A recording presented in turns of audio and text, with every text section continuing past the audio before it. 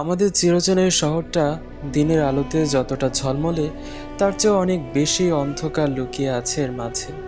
প্রত্যেকটি মানুষ একটি মুখোশ পরে চলাফেরা করছে।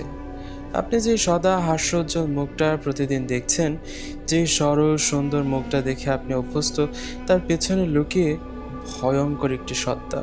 মুখোশটা শুধু সরিয়ে নিলেই কালো কুচকুচে একটা মুখ বেরিয়ে আসবে। হিংস্র, নোংরা আর ভয়ঙ্কর চকচকে দুটি চোখ, যার সবটা জুড়ে রয়েছে লিপ্সা, কামনা আর অন্ধকার। কতদিন আগেও খোলা মাঠে ফুরফুরে মন নিয়ে ঘুরে বেড়াতাম আমরা, কিন্তু আজ মনে জমে বসেছে এক নীল বিষ। এই বিষ ধীরে ধীরে একটি সমাজকে অন্ধকারের দিকে ঠেলে দিচ্ছে। হয়তো বাহ্যিক দৃষ্টিতে তার প্রভাব আপনি খুব ভালো দেখতে পাচ্ছেন না বা বুঝতে পাচ্ছেন না, কিন্তু বিশ্বাস করুন, ধীরে ধীরে এটি আমাদেরকে একটি ভয়ঙ্কর সময়ের দিকে ঠেলে দিচ্ছে। মানুষের মন থেকে পবিত্রতা হারাচ্ছে, নৈতিক মূল্যবোধ ক্ষয়ে ক্ষয়ে পড়ছে।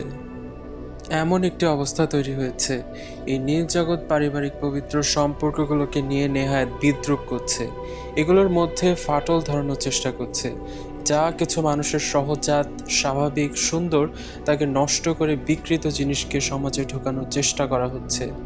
ভেবে দেখুন তো, প্রথম আপনি যখন কোনো দৃশ্য দেখেছিলেন, আটকে উঠেছিলেন, ভয় পেয়েছিলেন, আপনি আপনার ভেতরেই চিৎকার করেছিলেন, বমির মতো পাচ্ছিল আপনার, ঘৃণা কাজ করছিল, ঘৃণা লাগছিল। কিন্তু পরেই গুগুলো দেখতে দেখতে এগুলোই আপনার কাছে ভালো লাগে। গু খেতে খেতে গুই এখন আপনার প্রিয় খাবার হয়ে উঠতে চাইছে। আমি এতক্ষণ কথা বলছিলাম স্ত্রী লোকের দৃশ্যের ব্যাপারে। এটা সাধারণত ছেলেরা যে এখানে তো মেয়ে রয়েছে, দেখে কি হবে?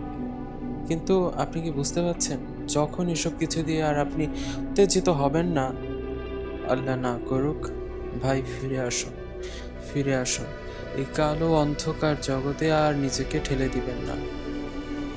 নিজের কাছে একটি শক্ত প্রতিজ্ঞা করুন যে আমি আর এগুলো দেখব না।